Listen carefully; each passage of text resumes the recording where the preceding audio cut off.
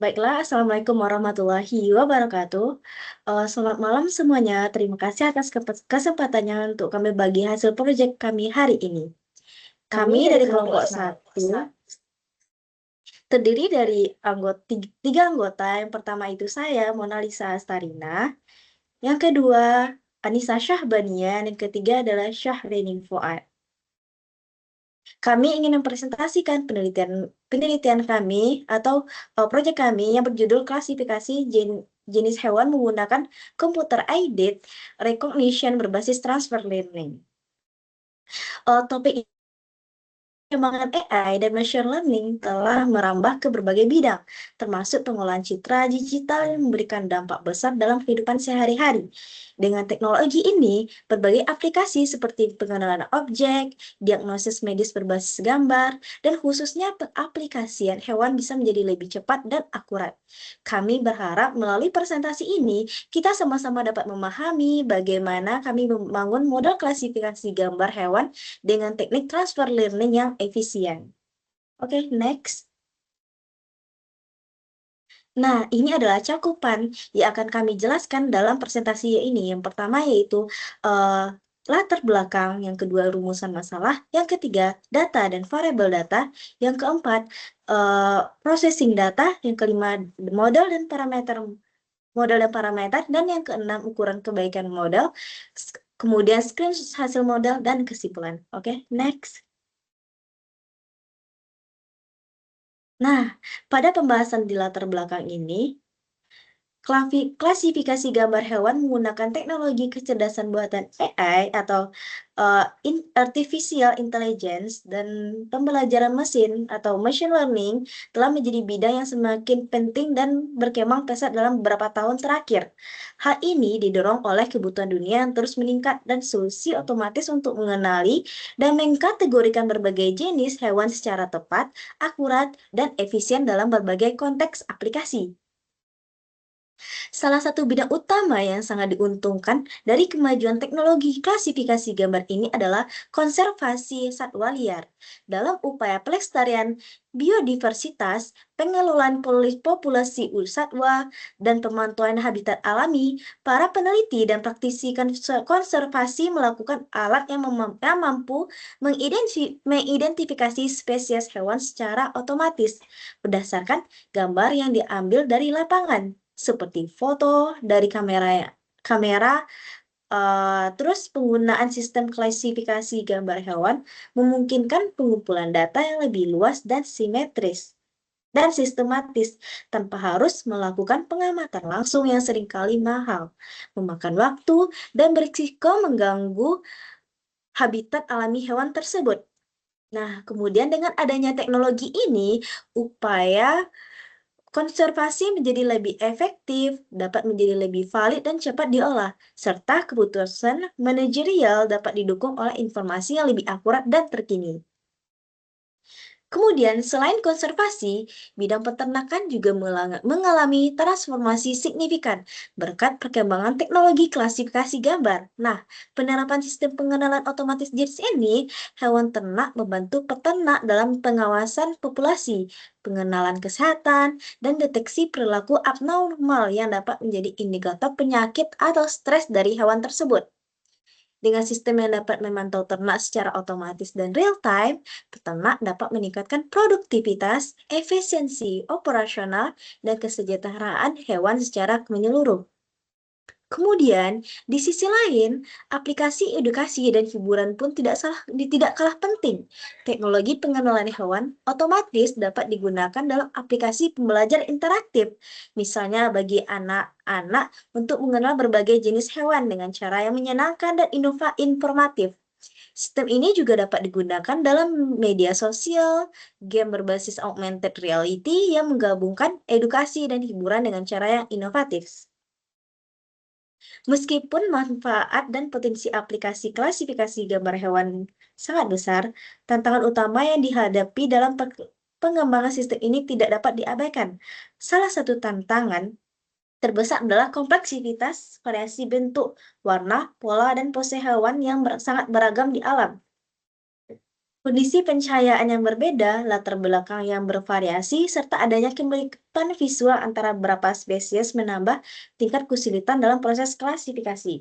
Sebagai contoh, membedakan antara jenis anjing dan segala atau antara rusa dan kijang seringkali memerlukan analisis fitur yang sangat detail dan kompleks. Untuk mengatasi tantangan tersebut, pengembangan model AI yang efektif dan handal menjadi sangat penting. Model harus mampu mengekstrak fitur visual yang relevan, menggeneralisasi dari data yang terbatas, dan tahap terhadap variasi kondisi pengambilan gambar. Oleh karena itu, pendekatan modern dalam pembelajaran mesin seperti deep learning dan khususnya teknik transfer learning banyak digunakan. Transfer learning memungkinkan manfaatan model yang telah dilatih pada data besar dan beragam untuk mempercepat pelatihan dan meningkatkan performa pada dataset spesifik dengan ukuran lebih kecil. Selain itu, keberhasilan sistem klasifikasi ini sangat bergantung pada kualitas dan kuantitas data yang tersedia untuk pelatihan. Data yang representatif dan beragam akan membantu model memahami berbagai variasi tampilan hewan. Proses pre-processing dan augmentasi data juga menjadi tahap krusial yang mengerti keterbatasan dataset dan mengurangi risiko overfitting.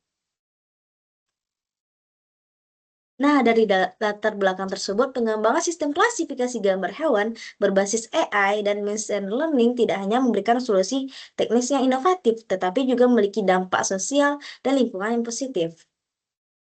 Oke, next.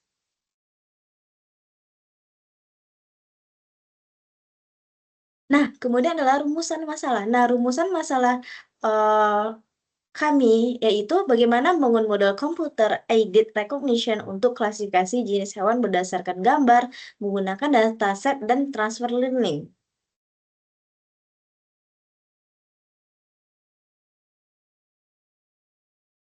Oke, next. Mungkin sekian presentasi dari saya, dilanjutkan oleh rekan saya yaitu Anissa Syahbania. Kepada Anissa, kami persilakan. Saya ingin bertanya dulu, apakah suara saya sudah kedengaran? Sudah, Nis. Baik. Oke, kita mulai dari yang namanya adalah pelanjutan dari penjelasan teman saya Lisa. Sebelum itu kita harus tahu dulu konsep atau kunci apa saja sih yang kira-kira akan dibahas. Yang pertama itu adalah mengenai CNN, yaitu salah satu apa ya model klasifikasi yang dapat mengenali pola dalam gambar. Nah, misalnya kayak CNN itu bisa mengenali tepi, tekstur, dan juga bentuk objek dalam gambar. Selain CNN, kalian juga harus mengetahui nih apa sih arti dari transfer learning. Di mana transfer learning ini kita akan menggunakan yang namanya adalah model yang sudah dilatih atau disebut juga sebagai mobile net view 2. Nah, di mana uh, kita akan mengambil bobot-bobot dari model tersebut, terus nanti kita sesuaikan dengan dataset baru kita. Nah, selanjutnya kita akan melakukan yang namanya augmentasi gambar supaya nantinya model kita itu tidak overfitting dan lebih di generalisasikan lagi sehingga nantinya uh, model tidak terlalu cepat belajar gitu. Nah, selanjutnya dilakukan pre-processing. Nah, pre-processing itu kayak contohnya meresize gambar, terus menormalisasi, dan juga membagi dataset. Nah, hal yang pertama kali kita lakukan sebelum melakukan model itu adalah melakukan tahap pre-processing. Nah, tahap pre-processing ini dilakukan untuk mengecek isi dan jumlah gambar tiap kelas, lalu memastikan struktur dataset itu sesuai atau tidak dengan label atau gambar yang salah sebelum diproses ulang. Nah, tahap pre-processing ini tuh cukup penting ya untuk memvariasikan model-model dari kita. Nah, yang pertama itu dilakukan yang namanya adalah mengecek jumlah dari gambar kita per kelas. Nah, bisa dilihat sini, jumlah gambar pada kelas horse itu ada 600, jumlah gambar pada kelas cat itu 700, jumlah kelas gambar pada deer itu 600, dan jumlah gambar pada dog itu 900 gitu. Nah, setelah kita mengetahui nih jumlah gambar setiap kelas, selanjutnya itu kita akan melakukan augmentasi dan juga pre-processing gambar. Nah, pre-processing gambar. Nah, di mana ini agar model itu bisa belajar dengan baik dan tidak overfitting gitu. Nah, hal yang pertama kita lakukan itu adalah melakukan yang namanya rescale gitu, yaitu karena nilai piksel gambar ini kan sebenarnya 0 sampai 255, itu tuh kita ubah ke 0 sampai 1 agar lebih stabil aja gitu ketika di training. Nah, selanjutnya itu kita akan melakukan rotation range sama dengan 20, yang artinya adalah kita akan melakukan augmentasi dengan cara gambar itu diputar secara acak kurang lebih 20 besar atau sama dari 20 derajat. Nah, selanjutnya dilakukan horizontal flip.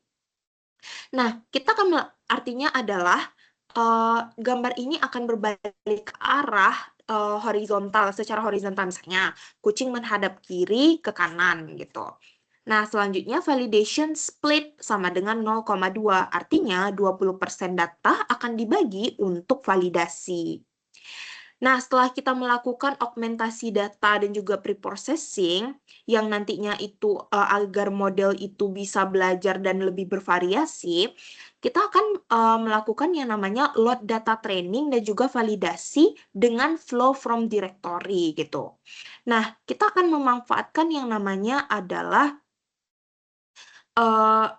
pembuatan data generator gitu kan ya. Nah, di mana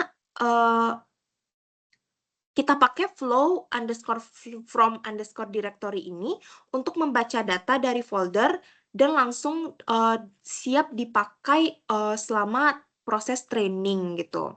Nah, kita bisa membuat target size-nya di sini sama dengan 24,224, yang artinya adalah semua gambar dipaksa menjadi ukuran tersebut gitu, sehingga itu emang defaultnya dari MobileNet V2 ini.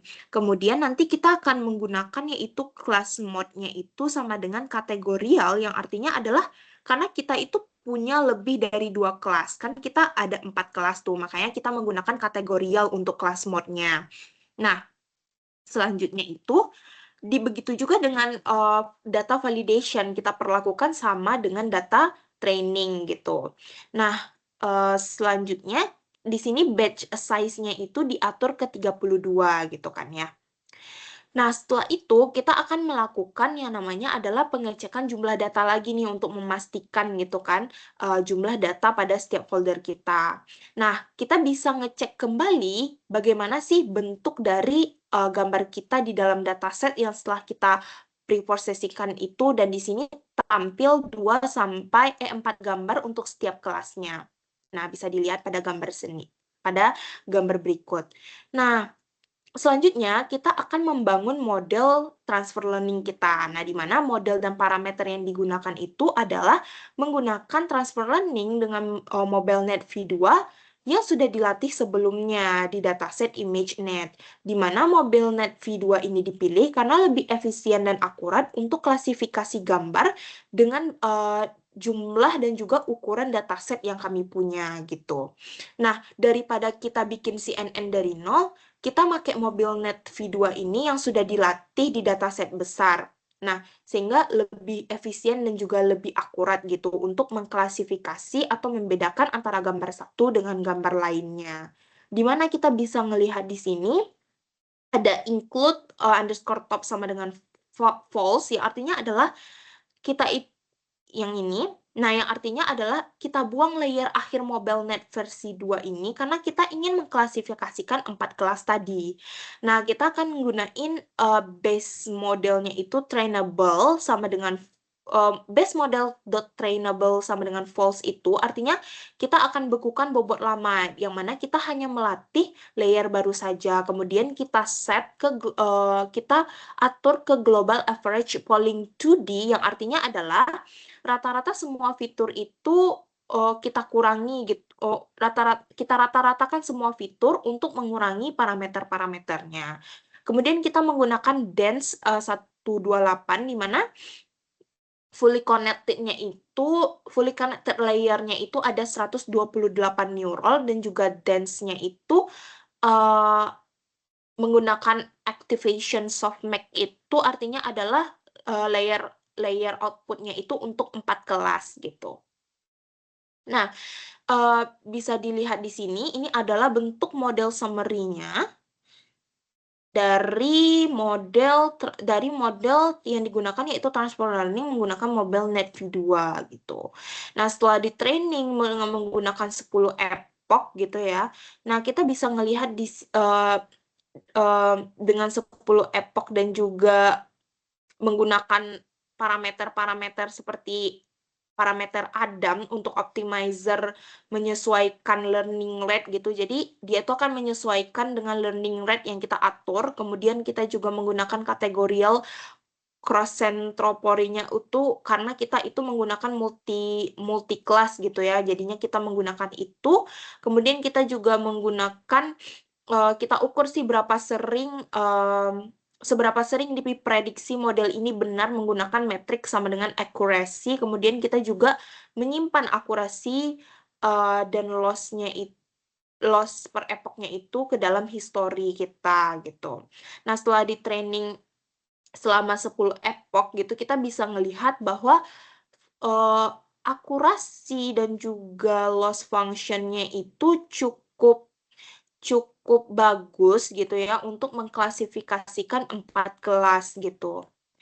Nah, setelah kita membahas mengenai parameter training berupa optimizer, loss function, base size-nya itu digunakan 32, yaitu jumlah sampel per iterasi training, dan layernya itu emang dibekukan atau di-freeze gitu agar bobot dasar tidak berubah saat training awal dan fokus melatih layer classification baru, kita bisa melihat bahwa grafik akurasinya itu dan grafik loss-nya itu masing-masingnya itu mengalami peningkatan dan juga penurunan yang konsisten selama training gitu.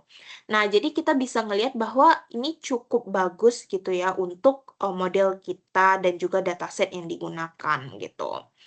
Nah, dari model dan dataset ini kita bisa ngelihat bahwa benar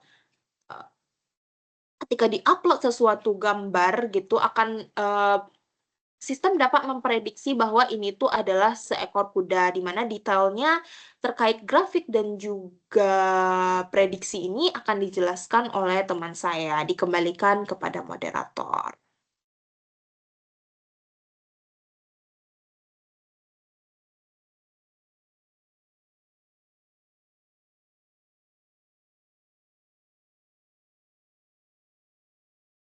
Oke, baiklah. Terima kasih kepada Mona Lisa. Selanjutnya,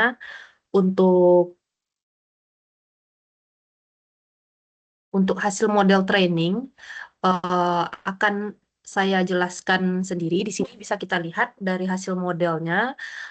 Di sini ada grafik akurasi dan loss. Nah, pada grafik-grafik ini tuh kita dapat melihat bagaimana performa model yang telah kami bangun. Nah, jadi selama proses training dan validasi, eh, kita dapat lihat di sini pada garis yang warna biru ini merupakan grafik akurasi training.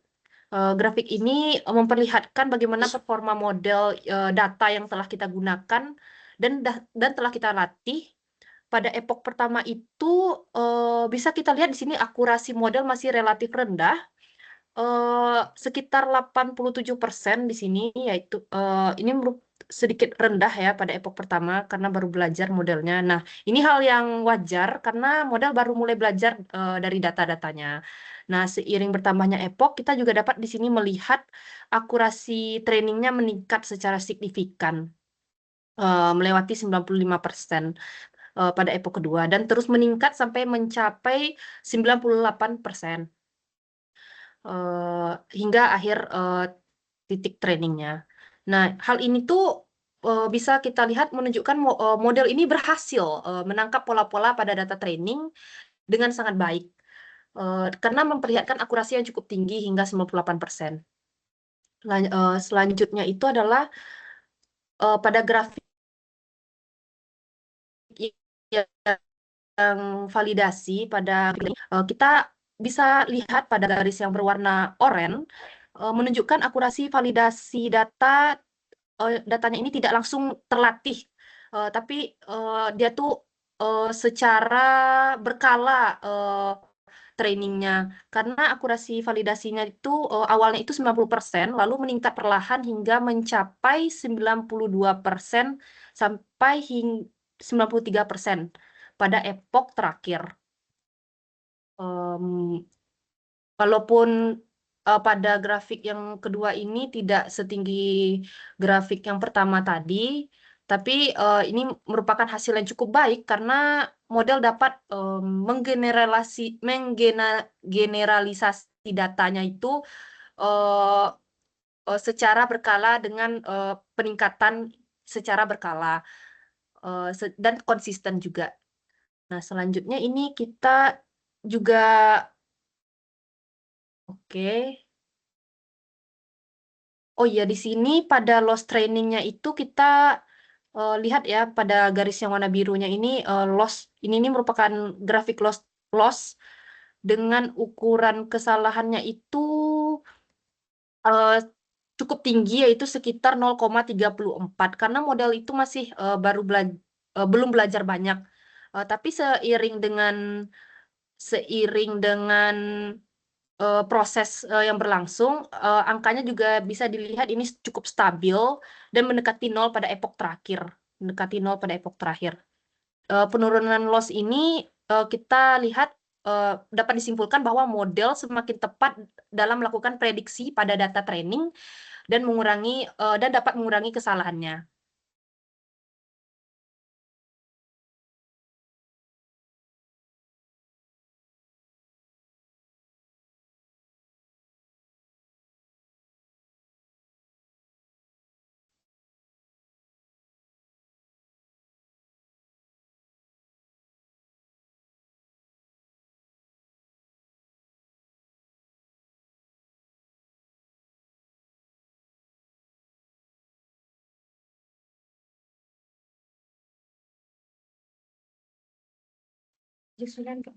Jadi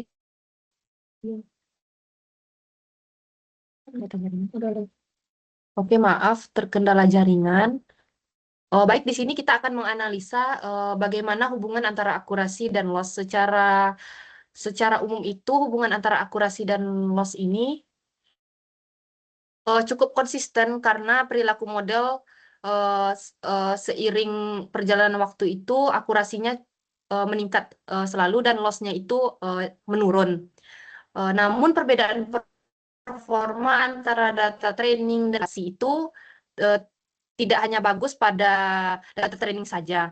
Untuk mengatasi hal ini, kita bisa melakukan beberapa pengembangan, yaitu seperti menambahkan jumlah data training ataupun menggunakan augmentasi data yang lebih variatif. Untuk interpretasi grafik akurasi dan loss ini, mungkin grafik itu ya seperti yang sudah saya jelaskan sebelumnya itu trainingnya hingga 98% dan training loss-nya itu hingga di bawah 0,05%.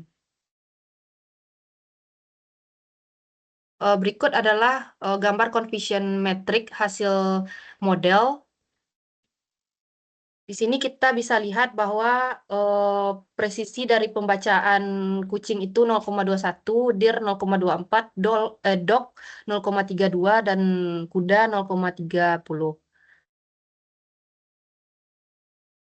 Untuk prediction modelnya itu dia itu bisa membaca dengan kepercayaan itu 99,97%. Hal ini bisa kita anggap sempurna ya karena hampir tidak meleset prediksinya. Oke, kesimpulan yang dapat ditarik dari pembangunan model ini, transfer learning MobileNet V2 itu terbukti efektif untuk melakukan klasifikasi gambar hewan pada dataset 4 kelas tadi. Lalu saat melakukan pre-processing dan augmentasi data itu cukup berperan penting dalam meningkatkan performa modal karena dapat kita lihat tadi data trainingnya itu masih bisa kita tingkatkan dengan penambahan jumlah data dari augmentasi. Eh, dan juga pengembangan selanjutnya itu dapat dilakukan dengan fine tuning base model dan penambahan data untuk hasil yang lebih optimal. Baiklah, terima kasih atas perhatiannya, Bapak. Kami dari kelompok 1 mengucapkan mohon maaf apabila ada kesalahan dalam penyebutan kata. Kami akhiri dengan Assalamualaikum warahmatullahi wabarakatuh.